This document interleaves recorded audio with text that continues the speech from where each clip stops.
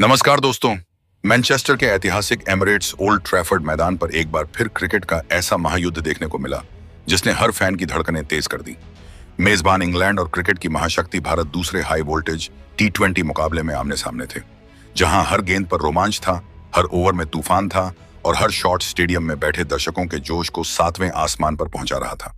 इस करो या मरो के मुकाबले में भारतीय कप्तान श्रेयस अय्यर ने टॉस जीतते ही बिना किसी हिचकिचाहट के पहले बल्लेबाजी करने का फैसला लिया। शुरुआत में पिच पर हल्की नमी जरूर थी, लेकिन बल्लेबाजी के लिए शानदार दिख रही इस सतह पर भारत के दोनों विस्फोटक सलामी बल्लेबाज अभिषेक शर्मा और युवा सनसनी वैभव सूर्यवंशी मैदान पर उतरे तो उनके इरादे पहले ही ओवर से साफ नजर आने लगे। दोनों बल्लेबाजों ने आते ही इंग्लैंड के तेज गेंदबाजों पर ऐसा हमला बोला कि पूरा इंग्लिश खेमा दबाव में आ गया। भारत की पारी का पहला ओवर लेकर आए रफ्तार के सौदागर जोफ्रा आर्चर की तीसरी ही गेंद पर बड़ा रोमांच देखने को मिला। आर्चर की तेज स्विंग गेंद पर अभिषेक शर्मा ने बड़ा शॉट खेलने की कोशिश की, लेकिन गेंद बल्ले के बीच में नहीं आई और बाहरी किनारा लेकर शॉट थर्ड मैन के ऊपर से निकलती हुई सीधे बाउंड्री के पार चली गई। किस्मत ने भी इस बार अभिषेक का पूरा साथ दिया और भारत का खाता चौके के साथ खुल गया। इसके बाद जब आर्चर तीसरा ओवर लेकर लौटे तो युवा वैभव सूर्यवंशी ने ऐसा कारनामा कर दिया जिसने पूरे स्टेडियम को झूमने पर मजबूर कर दिया। आर्चर ने लेंथ बॉल डाली और वैभव ने बिजली जैसी तेजी से एक घुटने पर बैठकर शानदार रैम्प शॉट खेला। गेंद विकेटकीपर के सिर के ऊपर से उड़ती हुई सीधे स्टैंड्स में जाकर गिरी। अंतरराष्ट्रीय क्रिकेट में वैभव सूर्यवंशी का यह पहला छक्का था और इस यादगार पल को देखकर भारतीय डगआउट तालियों की गड़गड़ाहट से गूंज उठा। इसी ओवर की आखिरी गेंद पर अभिषेक शर्मा ने भी अपना जलवा दिखाया। आर्चर की तेज यॉर्कर पर उन्होंने कमाल की समझदारी दिखाई। बल्ले का अंदरूनी किनारा लगा और गेंद लेग स्टंप के पास से रॉकेट की रफ्तार में निकलती हुई बाउंड्री तक पहुंच गई। भारत लगातार आक्रामक अंदाज में रन बटोर रहा था। इसके बाद गेंदबाजी करने आए जोश टंग, लेकिन उनका स्वागत भी किसी मेहमान की तरह नहीं बल्कि तूफान की तरह हुआ। पहली ही गेंद पर वैभव सूर्यवंशी ने स्लोअर बॉल को पहचानते ही पूरा दम लगाकर डीप मिड विकेट के ऊपर से ऐसा गगनचुंबी छक्का जड़ दिया कि गेंद सीधे दर्शकों के बीच जा गिरी। अगली कुछ गेंदों में अभिषेक शर्मा ने भी चौकों और शानदार स्ट्रेट ड्राइव से इंग्लैंड के गेंदबाजों की लाइन और लेंथ पूरी तरह बिगाड़ दी। हर तरफ सिर्फ भारतीय बल्लेबाजों का दबदबा नजर आ रहा था। दबाव में आए कप्तान हैरी ब्रूक ने फिर रणनीति बदलते हुए गेंद विल जैक्स के हाथों में थमाई, लेकिन शुरुआत यहां भी इंग्लैंड के लिए अच्छी नहीं रही। अभिषेक शर्मा ने पहली ही गेंद पर इनसाइड आउट खेलते हुए कवर के ऊपर से शानदार चौका जड़ दिया और अगली गेंद पर फिर वही नजारा दोहराकर लगातार दूसरा चौका बटोर लिया। भारतीय बल्लेबाज अब पूरी तरह लय में नजर आ रहे थे और इंग्लैंड के गेंदबाज सिर्फ तमाशबीन बनकर रह गए थे। लेकिन क्रिकेट का खेल कब करवट बदल दे कोई नहीं जानता। इसी ओवर की पांचवीं गेंद पर आखिरकार इंग्लैंड को बड़ी सफलता मिल गई। विल जैक्स ने शानदार चाल चली। उन्होंने गेंद की रफ्तार बढ़ाते हुए ऑफ स्टंप के काफी बाहर फ्लैट डिलीवरी फेंकी। वैभव सूर्यवंशी बड़े शॉट की तलाश में काफी आगे निकल आए, लेकिन गेंद की लाइन को पूरी तरह पढ़ नहीं सके। बल्ला हवा में घूमता रह गया और गेंद सीधी विकेटकीपर जोस बटलर के दस्तानों में समा गई। बटलर ने बिजली जैसी फुर्ती दिखाते हुए एक पल भी नहीं गंवाया और गिल्लियां बिखेर दी। तीसरे अंपायर ने रिप्ले देखने के बाद साफ कर दिया कि वैभव का पैर क्रीज से बाहर था। इसी के साथ शानदार शुरुआत करने वाले युवा स्टार की यादगार पारी का अंत हो गया और पूरे स्टेडियम में सन्नाटा छा गया। वैभव के आउट होने के बाद नंबर 3 के पायदान पर खुद कप्तान श्रेयस अय्यर मैदान पर उतरे। पांचवें ओवर की आखिरी गेंद पर जब ल्यूक वुड वापस गेंदबाजी पर आए तो अभिषेक शर्मा ने उनकी शॉर्ट गेंद पर मजबूत पुल शॉट खेला, जहां डीप स्क्वायर लेग पर मुस्तैद खड़े फील्डर फिल साल्ट ने एक बेहतरीन डाइव लगाकर भारत को केवल 3 रनों पर ही रोका। पारी का छठा ओवर लेकर जब सैम करन दोबारा आक्रमण पर आए तो अभिषेक शर्मा ने उनके खिलाफ रनों की ऐसी सुनामी ला दी कि करन पूरी तरह बेबस नजर आने लगे। कर्ण की पहली ही बैक ऑफ लेंथ गेंद पर अभिषेक ने फ्लैट बैटेड शॉट खेलते हुए मिड ऑन फील्डर के सिर के ऊपर से चौका जड़ा। इसके ठीक अगली गेंद पर लेग स्टंप पर आई धीमी लेंथ बॉल पर शफल किया और लॉन्ग ओनन के बाईं ओर से लगातार दूसरा चौका निकाला और फिर पांचवीं गेंद पर करण द्वारा फेंकी गई एक ओवर पिच गेंद पर मजबूत फ्रंट फुट बाहर निकालकर लॉन्ग ओनन पर खड़े फील्डर के दाईं ओर से चौकों का तिगुना पूरा कर लिया। लेकिन सैम करन ने इसी महंगे ओवर की सबसे आखिरी गेंद पर एक बेहतरीन रणनीतिक वापसी की। उन्होंने ऑफ स्टंप की लाइन पर एक लो फुल टॉस डिलीवरी फेंकी, जिस पर तेजी से रन बनाने के चक्कर में अभिषेक शर्मा लेग साइड की तरफ बड़ा क्रॉस बैटेड स्लॉग शॉट खेलने की भूल कर बैठे। गेंद बल्ले के ठीक बीच में नहीं आई और हवा में सीधे डीप मिड विकेट पर मुस्तैद खड़े फील्डर टॉम बेंटन के हाथों में एक आसान सा कैच चली गई। अभिषेक के आउट होने के बाद नंबर 4 के पायदान पर स्टार विकेटकीपर बल्लेबाज ईशान किशन क्रीज पर उतरे। 7वें ओवर में गेंदबाजी करने आए स्पिनर लियाम डॉसन की दूसरी ही फ्लैट लेंथ बॉल पर कप्तान श्रेयस अय्यर ने बहुत ही खूबसूरती से अपने बल्ले का फेस खोला और गेंद को शॉर्ट थर्ड मैन फील्डर के ठीक बगल से चीरते हुए एक आलीशान चौके के साथ अपना खाता खोला। इसके अगले ओवर में जब जादुई लेग स्पिनर आदिल राशिद पारी का 8वां ओवर लेकर पहली बार आए तो उनकी दूसरी गेंद पर श्रेयस अय्यर ने ओल्ड ट्रैफर्ड की पिच पर मौजूद अतिरिक्त उछाल का पूरा फायदा उठाया। वे मजबूत बैकफुट पर गए और मिड विकेट के बीच मौजूद खाली गैप से एक कड़क पुल शॉट खेलते हुए शानदार चौका बटोर लिया। इसके बाद 9वें ओवर में सैम कर्न की दूसरी गेंद पर ईशान किशन ने भी ऑफ स्टंप के बाहर मिली चौड़ाई का पूरा फायदा उठाया और मजबूत बैकफुट से एक जोरदार कट शॉट खेला। उनके बल्ले से इतनी भयंकर ताकत लगी कि बॉटम हैंड बल्ले से छूट जाने के बावजूद गेंद डीप बैकवर्ड पॉइंट फील्डर के दाईं ओर से गोली की रफ्तार से सीमा रेखा के पार 4 रनों के लिए निकल गई, जिसने कर्ण को हैरान कर दिया। अब यह रोमांचक मुकाबला मिडिल ओवरों के सबसे कड़े और रणनीतिक पड़ाव पर आगे बढ़ रहा था, जहां स्पिनर आदिल राशिद ने भारतीय बल्लेबाजों को अपनी फिरकी से परेशान करने की पूरी कोशिश की। पारी के 11वें ओवर में आदिल राशिद की चौथी ही गेंद पर एक बहुत बड़ा ड्रामा मैदान पर देखने को मिला। राशिद ने हवा में एक धीमी लूप वाली और बेहतरीन फ्लाइटेड डिलीवरी फेंकी, जो पूरी तरह से ईशान किशन के लिए एक बड़ा झांसा थी। ईशान किशन इस गेंद की टर्न से गजब का चकमा खा गए और हवा में बेसी एक मिसटाइम लॉफ्टेड शॉट खेल बैठे। डीप मिड विकेट पर मुस्तैद खड़े fielder Phil Salt boundary line से थोड़ा अंदर खड़े थे। गेंद उनके सिर के ऊपर हवा में तैर रही थी। साल्ट ने पीछे की तरफ भागते हुए हवा में एक हाथ से ओवरहेड कैच लपकने की नामुमकिन कोशिश की, लेकिन गेंद उनकी उंगलियों को छिटकती हुई सीधे बाउंड्री कुशन के पार 4 रनों के लिए चली गई। इस भयंकर मिसजमेंट और छूटे हुए कैच के कारण आदिल राशिद मैदान पर पूरी तरह से हताश और निराश नजर आए, जबकि ईशान किशन को एक बहुत बड़ा जीवनदान मिल गया। इसी जीवनदान का जश्न मनाते हुए इसी ओवर की आखिरी गेंद पर ईशान किशन ने राशिद की शॉर्ट वाइड गेंद पर मजबूत बैकफुट से कवर्स के बीच से एक और करारा चौका बटोरकर राशिद के गुस्से को और बढ़ा दिया। इसके ठीक अगले ओवर में यानी 12वें ओवर में जब तेज गेंदबाज जोश टंग दोबारा वापस आए तो उनके इस ओवर की तीसरी गेंद पर कप्तान श्रेयस अय्यर ने भी अपनी चालाकी दिखाई। जोश टंग ने ऑफ स्टंप की लाइन पर अतिरिक्त उछाल पैदा करने के इरादे से एक कड़क गुड लेंथ डिलीवरी फेंकी। अय्यर क्योंकि देख चुके थे कि थर्ड मैन का फील्डर घेरे के अंदर मुस्तैद है, इसलिए वे मजबूत बैकफुट पर पूरी ऊंचाई के साथ खड़े हुए और गेंद को चालाकी से शॉर्ट थर्ड मैन फील्डर के ठीक बगल से गाइड करने का प्रयास किया। गेंद बल्ले का मामूली अंडर एज यानी निचला हिस्सा लेकर विकेट कीपर और शॉर्ट थर्ड मैन के बिल्कुल बीच मौजूद खाली क्षेत्र से गोली की रफ्तार से सीमा रेखा के पार 4 रनों के लिए निकल गई। इसी अंतिम कड़क चौके के साथ भारतीय पुरुष क्रिकेट टीम ने पहले बल्लेबाजी करते हुए 12 ओवरों के खेल की पूरी समाप्ति पर 2 मुख्य विकेट के नुकसान पर स्कोरबोर्ड पर 118 रनों का एक बेहद ही मजबूत, चुनौतीपूर्ण और आक्रामक स्कोर खड़ा कर लिया था, जहां कप्तान श्रेयस अय्यर 17 गेंदों में पूरे 26 रनों पर और उनके साथ स्टार विकेट कीपर बल्लेबाज ईशान किशन 21 गेंदों में 3 शानदार चौकों की बदौलत 28 रनों पर नाबाद क्रीज पर डटे हुए थे, जिसने मुकाबले के आखिरी 8 ओवरों में एक विशाल स्कोर तक पहुंचने की एक बेहद ठोस, मजबूत और अभेद्य बुनियाद रख दी थी। पारी का 13वां ओवर लेकर जब इंग्लैंड के सबसे चतुर स्पिन गेंदबाज लियाम डॉसन दोबारा वापस तो उनके इस ओवर की तीसरी ही गेंद पर कप्तान श्रेयस अय्यर ने स्पिन के खिलाफ अपनी जादुई क्लास का एक बेमिसाल मुजाहरा पेश किया। डॉसन ने चालाकी दिखाते हुए अय्यर को बिल्कुल भी रूम नहीं दिया और एक तीखी तेज गति की गेंद शरीर की लाइन पर दागी, लेकिन श्रेयस अय्यर स्पिन के एक बेहद ही चतुर और क्वालिटी खिलाड़ी हैं। उन्होंने बिना कोई समय गंवाए मजबूत बैकफुट पर वजन ट्रांसफर किया और अपनी शारीरिक ताकत का पूरा इस्तेमाल करते हुए एक प्रचंड जोरदार पुल शॉट खेला। गेंद हवा को चीरती हुई डीप मिड विकेट बाउंड्री के पार स्टैंड्स में एक खौफनाक गगनभेदी छक्का दे गई। इस लाजवाब प्रहार को देखकर लियाम डॉसन ने तुरंत अपनी रणनीति बदली और अगली ही गेंद पर यानी चौथी गेंद पर स्टंप की लाइन से काफी बाहर एक फ्लाइटेड डिलीवरी फेंकी, जो अय्यर के रीचिंग आर्क से काफी दूर थी। श्रेयस अय्यर स्पिनर पर पूरी तरह हावी होने के चक्कर में क्रीज से बाहर निकल आए और कवर्स के ऊपर से एक बड़ा लॉफ्टेड ड्राइव खेलने का प्रयास कर बैठे, लेकिन गेंद बल्ले के ठीक बीच में नहीं आई और बल्ले का ठीक बॉटम एंड लेकर हवा में लॉन्ग ऑनन की तरफ खड़ी हो गई, जहां लॉन्ग ऑनन पर तैनात फील्डर टॉम बेंटन ने चीते जैसी फुर्ती दिखाई। वे गेंद पर अपनी नजरें पूरी तरह से जमाकर आगे की तरफ दौड़ते हुए आए और बिना कोई संतुलन खोए एक बेहद स्मूथ और सुरक्षित कैच लपक कर भारतीय कप्तान की इस पारी का अंत कर दिया।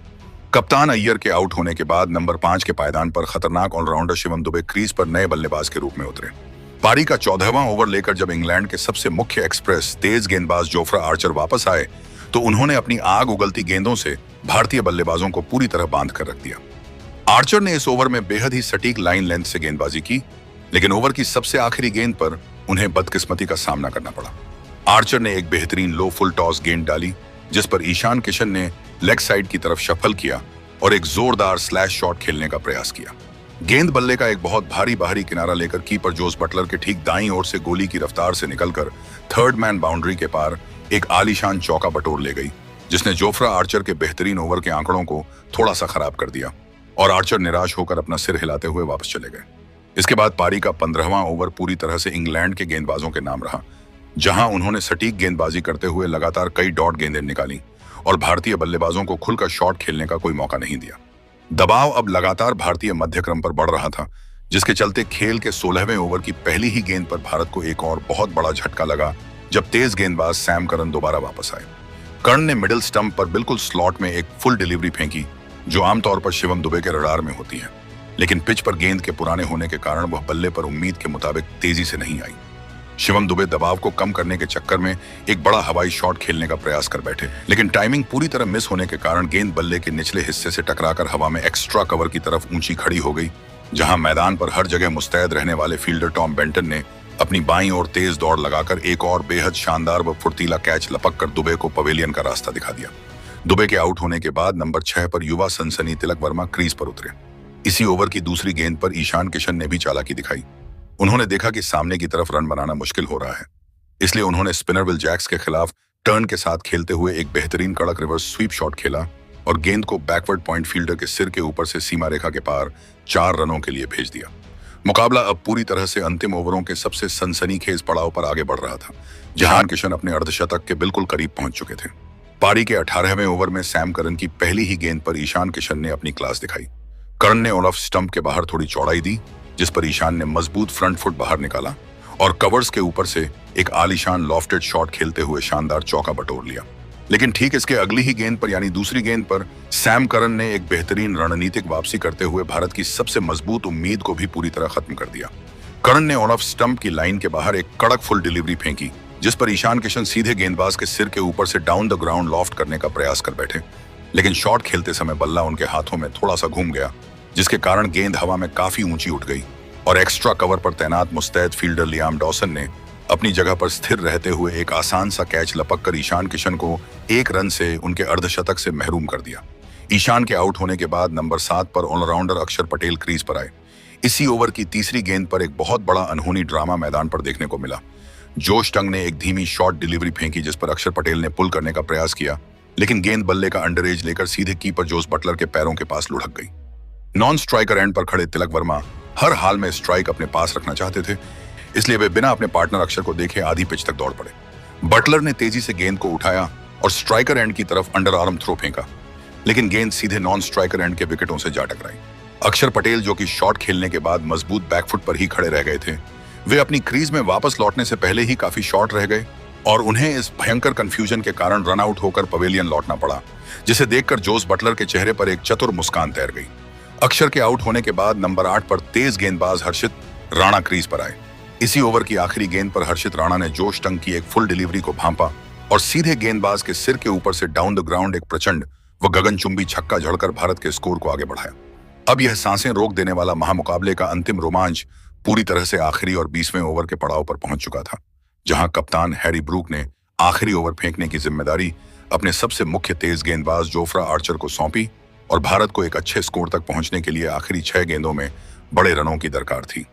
आर्चर ने अपने ओवर की पहली ही गेंद बिल्कुल यॉर्कर लेंथ पर फेंकनी चाहिए, लेकिन वह स्लॉट बॉल बन गई, जिस पर तिलक वर्मा ने मजबूत फ्रंट फुट बाहर निकाला और सीधे गेंदबाज के सिर के ठीक ऊपर से डाउन द ग्राउंड एक प्रचंड गगनचुंबी छक्का दे मारा, जिसे देखकर आर्चर भी मुस्कुराने लगे। इसके ठीक अगली ही गेंद पर यानी दूसरी गेंद पर आर्चर ने लेंथ को थोड़ा पीछे खींचा और ऑफ स्टंप के बाहर एक शॉर्ट ऑन लेंथ डिलीवरी डाली, जिस पर तिलक वर्मा ने गजब के रिफ्लेक्स दिखाए।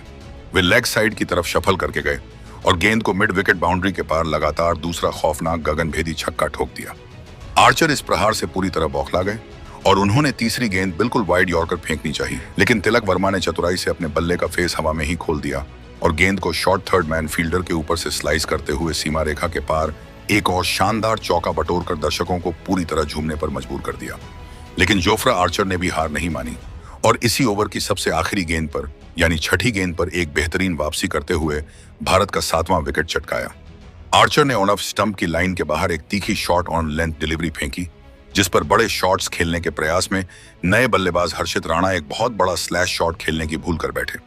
गेंद पिच पर टप्पा खाने के बाद अतिरिक्त गति के साथ सीधे उनके बल्ले का एक मामूली बाहरी किनारा चटकाती हुई विकेटकीपर जोस बटलर के दस्तानों में समा गई, जिन्होंने कैच लपकने के बाद रन चुराने का प्रयास कर रहे तिलक को कोई मौका नहीं दिया।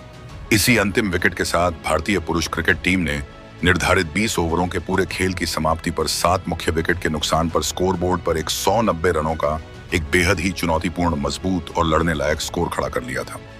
लेकिन दोस्तों, जैसे ही इंग्लैंड की टीम इस मुश्किल लक्ष्य का पीछा करने मैदान पर उतरी, किसी ने भी नहीं सोचा था कि शुरुआत इतनी खतरनाक होने वाली है। भारतीय गेंदबाजों ने पहले ही ओवर से ऐसा दबाव बनाया कि पूरे स्टेडियम में सन्नाटा छा गया। पहले ही ओवर की पहली गेंद पर फिलिप साल्ट बिना खाता खोले पवेलियन लौट गए और भारतीय खिलाड़ियों का जश्न देखने लायक था। अभी इंग्लैंड इस झटके से उबर भी नहीं पाई थी कि उसी ओवर में कप्तान जोस बटलर भी बिना खाता खोले आउट होकर चलते बने। अर्शदीप सिंह ने अपनी घातक गेंदबाजी से इंग्लैंड की हालत पूरी तरह खराब कर दी और ऐसा लगने लगा कि भारत इस मुकाबले पर पूरी तरह हावी हो चुका है। लेकिन दोस्तों, क्रिकेट का खेल कब करवट बदल दे, इसका अंदाजा लगाना बेहद मुश्किल होता है। मैदान पर आए कप्तान हैरी ब्रूक ने आते ही अपना आक्रामक रूप दिखाना शुरू कर दिया। उन्होंने भारतीय गेंदबाजों पर ऐसा पलटवार किया कि कुछ ही मिनटों में मैच का पूरा माहौल बदल गया। खासकर अर्शदीप सिंह के एक ओवर में उन्होंने चौकों और छक्कों की ऐसी बरसात की कि पूरे 27 रन बटोर लिए। हर शॉट के साथ इंग्लैंड की उम्मीदें बढ़ती जा रही थीं और भारतीय टीम पर दबाव लगातार बढ़ता जा रही था। हालांकि यह तूफानी पारी ज्यादा देर तक नहीं चल सकी। जब इंग्लैंड का स्कोर 51 रन पर पहुंचा, तब अक्षर पटेल ने अपनी शानदार गेंदबाजी से हैरी ब्रूक का विकेट लेकर भारत की मैच में जबरदस्त वापसी करा दी। हैरी ब्रूक सिर्फ 15 गेंदों में 39 रनों की विस्फोटक पारी, लेकिन उन्होंने मैच का रोमांच कई गुना बढ़ा दिया था। इसके बाद जैकब बेथल और टॉम बेंटन ने इंग्लैंड की पारी को बेहद समझदारी से आगे बढ़ाया। दोनों बल्लेबाजों ने शुरुआत में थोड़ा समय लिया और फिर धीरे धीरे भारतीय गेंदबाजों पर दबाव बनाना शुरू कर दिया। शानदार साझेदारी करते हुए उन्होंने इंग्लैंड का स्कोर 100 रन के पार पहुंचा दिया। दोनों बल्लेबाज बेहद आत्मविश्वास से खेल रहे थे और ऐसा लग रहा था कि अब मुकाबला पूरी तरह इंग्लैंड की पकड़ में आ चुका है। हालांकि भारत ने एक बार फिर वापसी की कोशिश की। 118 रन के स्कोर पर अर्शदीप सिंह ने टॉम बेंटन को शानदार गेंद पर आउट कर दिया। टॉम ने 39 रनों की शानदार पारी खेली और अपनी टीम के लिए अहम योगदान दिया। इसके कुछ देर बाद वरुण चक्रवर्ती ने भी कमाल दिखाया और विल जैक्स को सिर्फ 9 रन के निजी स्कोर पर पवेलियन भेज दिया। भारत को लगातार 2 विकेट मिलने से मुकाबले में फिर से थोड़ी उम्मीद जगी, लेकिन दूसरी ओर जैकब बेथल एक अलग ही अंदाज में बल्लेबाजी कर रहे थे। जैकब बेथल ने पूरे मैच में धैर्य और आक्रामकता का शानदार मिश्रण दिखाया। उन्होंने हर भारतीय गेंदबाज के खिलाफ बेहतरीन शॉट लगाए और रन गति को कभी धीमा नहीं होने दिया। फिर आया मुकाबले का सबसे बड़ा टर्निंग पॉइंट, जब रवि बिश्नोई 17वां ओवर लेकर आए। तब इंग्लैंड को जीत के लिए ज्यादा रन नहीं चाहिए थे, लेकिन जैकब बेथल ने इस ओवर में जो किया, उसने मैच का फैसला लगभग उसी समय कर दिया। उन्होंने चौकों और छक्कों की ऐसी आतिशबाजी की कि पूरे ओवर से 29 रन बटोर लिए। भारतीय टीम पूरी तरह दबाव में आ गई और इंग्लैंड के ड्रेसिंग रूम में जश्न का माहौल शुरू हो गया। अब आखिरी 18 गेंदों में इंग्लैंड को सिर्फ 20 रन चाहिए थे। इतने छोटे लक्ष्य को हासिल करना उनके लिए ज्यादा मुश्किल नहीं था। जैकब बेथल ने अंत तक शानदार बल्लेबाजी जारी रखी और अपनी बेहतरीन पारी की बदौलत इंग्लैंड को शानदार जीत दिला दी। इसी जीत के साथ इंग्लैंड ने सीरीज में 1-0 की बढ़त बना ली और भारतीय टीम को अगले मुकाबले में दमदार वापसी करने की चुनौती दे दी। अब देखना बेहद दिलचस्प होगा कि अगले मैच में टीम इंडिया किस तरह वापसी करती है, या फिर इंग्लैंड अपनी जीत का सिलसिला जारी रखते हुए सीरीज पर मजबूत पकड़ बना लेती है। लेकिन दोस्तों, अब सबसे बड़ा सवाल यही है कि आखिर आपकी नजर में टीम इंडिया यह मुकाबला कब और कैसे हार गई? क्या कोई एक बड़ी गलती हार की वजह बनी, या फिर पूरा मैच ही हाथ से फिसलता चला गया? अपनी राय बेझिझक नीचे कमेंट बॉक्स में जरूर लिखिए, क्योंकि आपका एक एक कमेंट पढ़ना हमें बेहद पसंद है। अगर आपको ऐसी ही दमदार, रोमांचक और सबसे तेज क्रिकेट अपडेट्स वाली वीडियो देखना पसंद है, तो हमारे चैनल को अभी सब्सक्राइब कर लीजिए और वीडियो को लाइक करना बिल्कुल मत भूलिए। धन्यवाद।